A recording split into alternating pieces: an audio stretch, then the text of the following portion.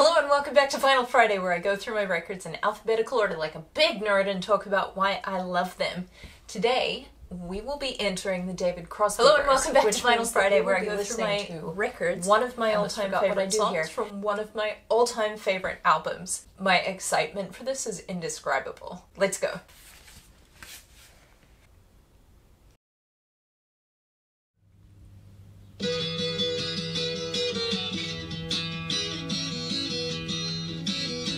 Oh, friends, it's Sweet Judy Blue Eyes by Crosby, Stills and Nash. Now, if you'll believe it, this album was gifted to me by a friend of mine who is also a record collector. He imported it from overseas, he cleaned it meticulously, he played it, and decided that he didn't actually like it that much because he's a heathen.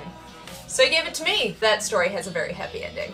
For me, at least. Now, this song is fascinating. It is a fascinating piece of music in the Western rock and roll 20th century contemporary canon. There are so many things that I would like to say about this song. I'd like to cover the structure, the instrumentation, obviously the vocals, but before I get into any of that, I'd really love to tell the story about how I came across this song. It's the summer of 2002. I'm 12 years old and I am on school vacation, which I loved. I was a good student, but I didn't particularly enjoy being at school. I was, and some would argue still am, a strange person. Middle schoolers don't take kindly to that. Anyway, I'm driving around running errands with my mother. We get in the car, she turns on the radio. I hear do-do-do-do-do-do-do-do-do-do-do-do-do-do-do. And I said, "What's that song?" And she said, "I don't know, I have no idea." The DJ didn't announce what the song was. I kept repeating the melody in my head because I didn't want to forget it. I went home, I borrowed a quarter, I got on the payphone and rang the radio station, sang them the line, and they had no idea what the song was. Maybe my singing wasn't very good. The next 3 or 4 weeks, I sang the couple of bars that I could remember to any adult who would listen. Finally, someone said, "I think that might be a Crosby, Stills and Nash song." I'd never heard of Crosby, Stills and Nash. I had to wait another 2 weeks, during which period I pestered my parents relentlessly to take me to the record store. Shout out Amoeba Records. They didn't have any of their CDs, but they did have a compilation tape. And I went home, and I put it on, and I listened to 6.5 minutes of the song, completely dejected, thinking, that man from 3 weeks ago who told me that I should check out Crosby, Stills and Nash, he was wrong. It's not this song. So I was a little bit heartbroken, to be honest. But then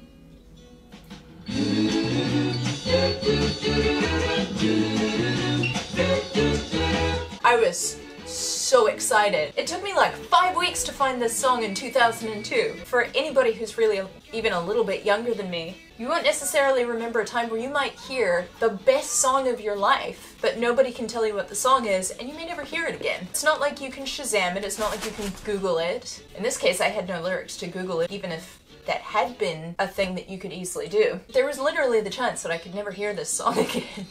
It was just this one glorious 30-second period in my time as a 12-year-old on this planet. That's how I came across Crosby, Stills and Nash. About 5 years later, when I was 17, my best friend and I made a list of our 100 favorite songs. And we went from 100 to 1, and we played them to each other, and we talked about why that song was important to us. As I said, I was a huge nerd. I'm still a huge nerd. I love that kind of thing. This was my number 1. Editing Nancy here. I forgot to ask this. I'm curious to know whether any of you had particularly strong memories of going on the hunt after a song that you encountered briefly in the wild. Let me know in the comments.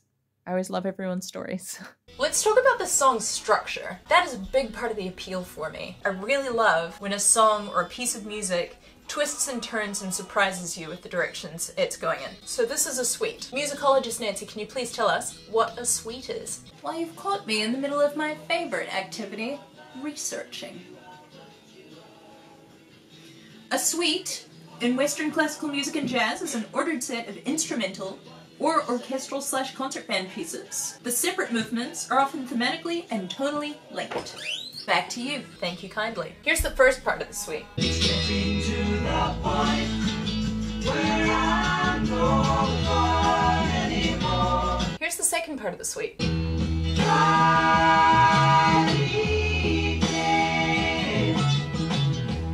Here's the third part. Chestnut brown vanilla, the big floated sparrow, sing the song, don't be long.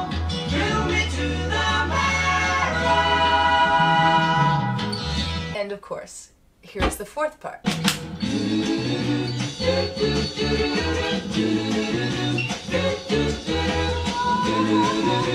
While it's similar to You Never Give Me Your Money by the Beatles, in that it has 4 distinct parts, it's very different in that Paul McCartney's suite takes us in totally different directions every time it changes. Whereas this, each suite is recognizably part of the same family. And I would attribute a lot of that to the guitar tuning that Stephen Stills is using. Every string but one is an E on this guitar. It's really just the B. So all of these chords, they ring beautifully throughout the song, and I think that is what ties all of these different parts of the suite together. It's the 3-chord relationship that 90% of rock and roll songs have.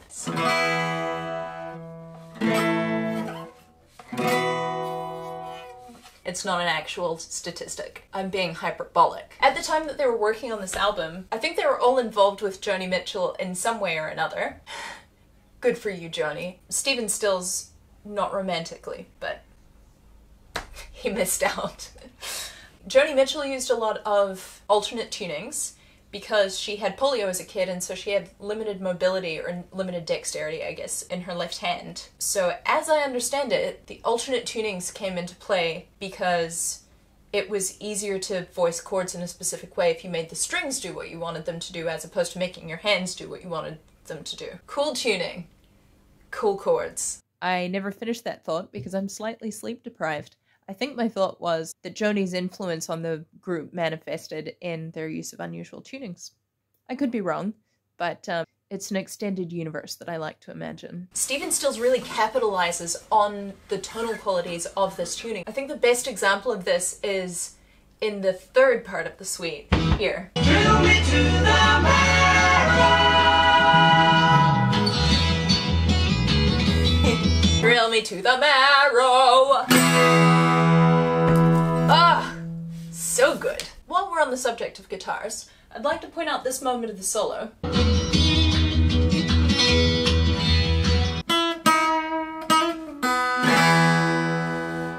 Now that Crosby, Stills, Nash were all big fans of the Beatles, especially David Crosby, this is only a couple of years after Sgt. Pepper came out, and 3 years after Revolver came out. So I'm kind of curious to know whether those sort of Eastern flavors that are coming through in the solo were influenced by George Harrison, who was influenced by Indian classical music. If that is the case, I think it's really fascinating the way that the Beatles' music just sort of trickled through society and really changed the course of music history.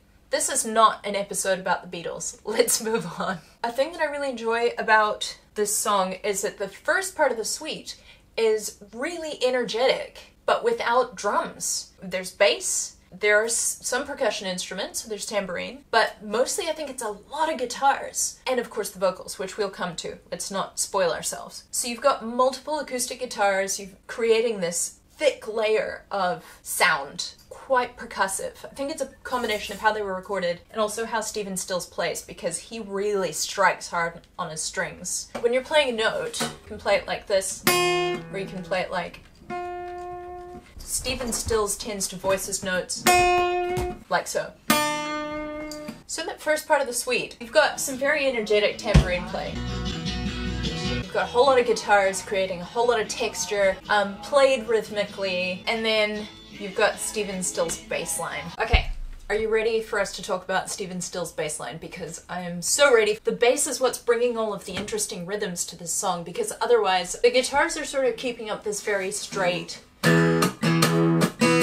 So they're really holding down the backbeat of the song. Meanwhile, Stephen Stills comes along with his bass. Well, I think Stephen Stills is actually playing most of the instruments on this album, but Stephen Stills' bass correspondent comes along with his bass. He just makes the thing dance around the foundation that the guitar has laid. I'm way too deep in this metaphor now, but sunk cost fallacy. The guitar creates a dance floor for the bass to shine. I'll show you. Thank you for following along on this metaphor journey. I'm just gonna play the very, very beginning of the song, and you'll see what I mean. There is so much syncopation, so it's getting to the... while the guitar's going da da da da da da da. The rhythm that the bass is playing is do da.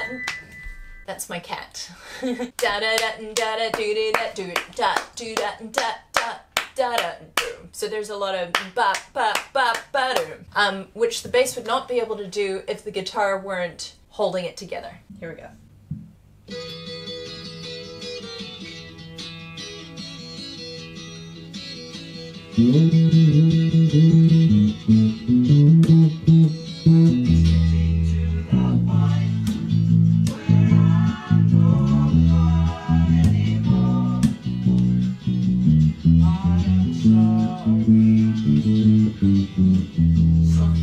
See, isn't that wonderful?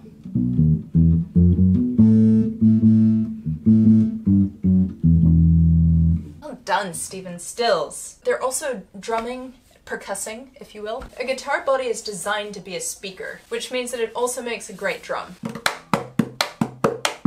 These winding polyrhythms that are created between the acoustic guitar and the bass mean that you don't really notice the absence of drums. It is sufficiently energetic without them. But of course it also means that when the drums do come in at the very end, I think there are drums in the second part, but when they come in right at the very end, it means that they are that much more powerful. Here's where they come in at the end.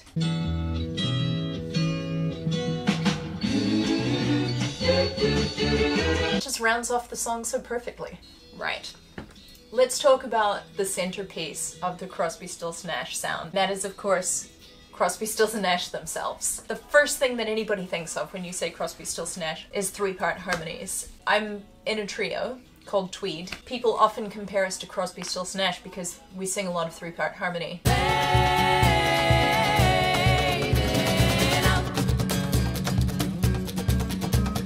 I really think that Crosby, Stills, Nash are in my songwriting DNA. It's very difficult to put your finger on exactly what makes their vocals so magical when they come together. I think part of it is that Stephen Stills and Graham Nash have very specific, very distinct vocal timbres. And David Crosby is kind of their vocal glue. He is what allows them to blend. When I'm listening to them, I can clearly hear Stephen Stills' voice, I can clearly hear Graham Nash's voice, and I can never hear David Crosby specifically. And I can also hear Crosby, Stills, and Nash as a unit and what they sound like together. There are not a lot of singers, not a lot of groups that can achieve that. I've said before in Beatles episodes that plenty of people can sing together, but it doesn't always sound good because the tonal qualities of their voices don't always blend nicely. Obviously, this is an example of three voices that blend beautifully together. For so much of the song, the three of them are singing together and there's no dominant melody because the melody is actually a harmony. My partner does try and sing along sometimes and ends up singing a little bit of this part and a little bit of that part and some of this part, and then we're back at this part, which I think is charming. As an example, here's the beginning of the song.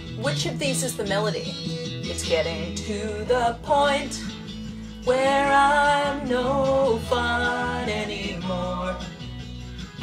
Or, it's getting to the point where I'm no fun anymore. Or, it's getting to the point where I'm no fun anymore. Which part do you sing along to? I'll show you what I mean about David Crosby's voice being glue. An excellent example of that is at the end of the song. Most of the song is the three of them singing together, except for little bits and pieces where Stephen Stills might sing, "Can I tell it like it is?" Until this part, where they split up their voices and then they bring them back together again, and it is a glorious thing. Stephen Stills comes in first, and he sings the bottom part throughout.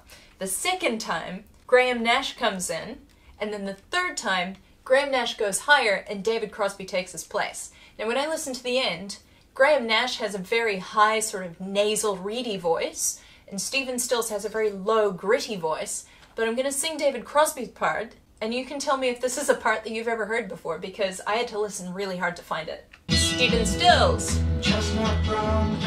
Graham Nash, David Crosby, sing the song, don't be long, thrill me to the marrow.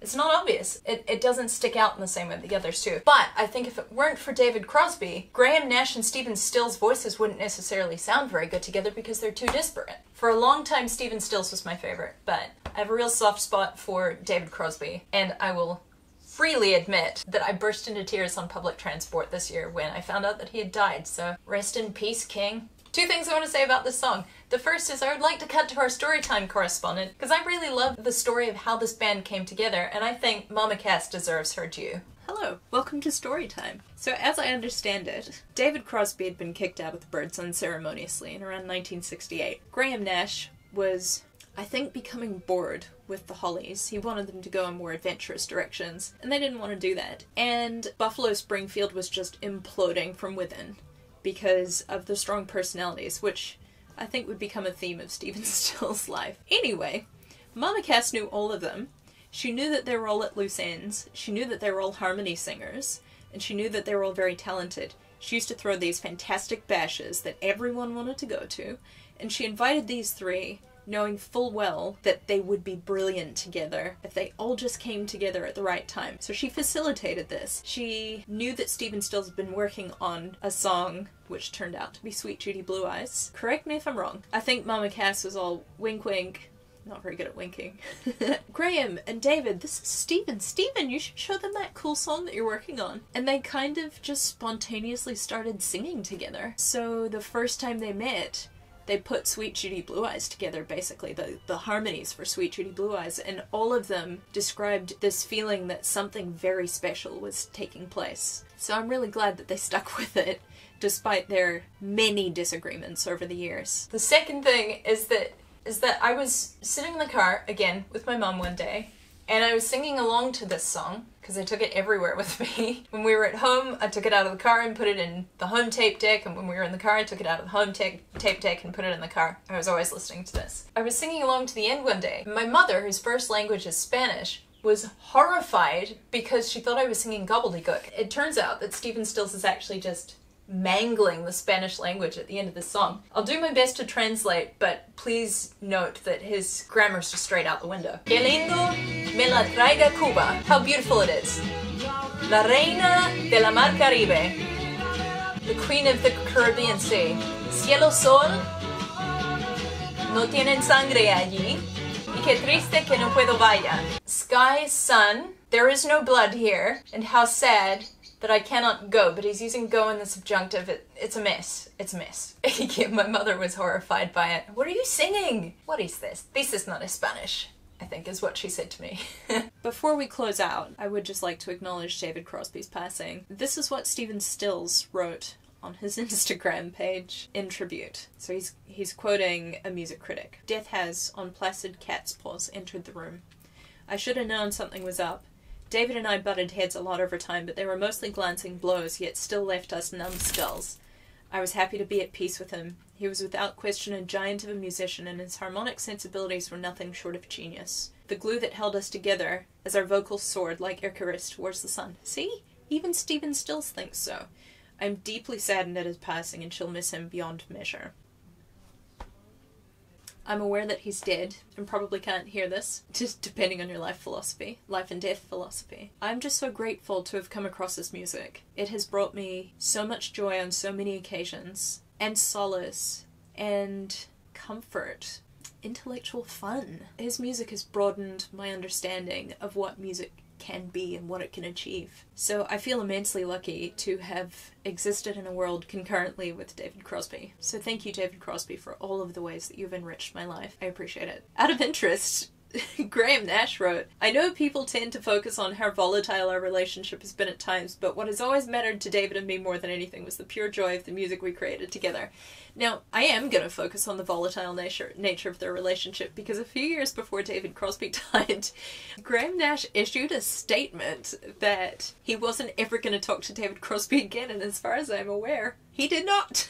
I really appreciate that Stephen Stills had something nice to say and that they were at peace when he died. That's everything from me. Thanks for hanging out with me while we listen to one of my favorite songs in the world ever. If you want to support any of the things that I do, be it talking about my records or making music or making puppets or what have you, I'll leave a link in the description for my Buy Me a Coffee page. And I'd like to extend a thank you to all of you who have made donations. It really does mean the world to me. I appreciate you so much. Thanks for hanging out with me. I'll see you next week. Have a great weekend!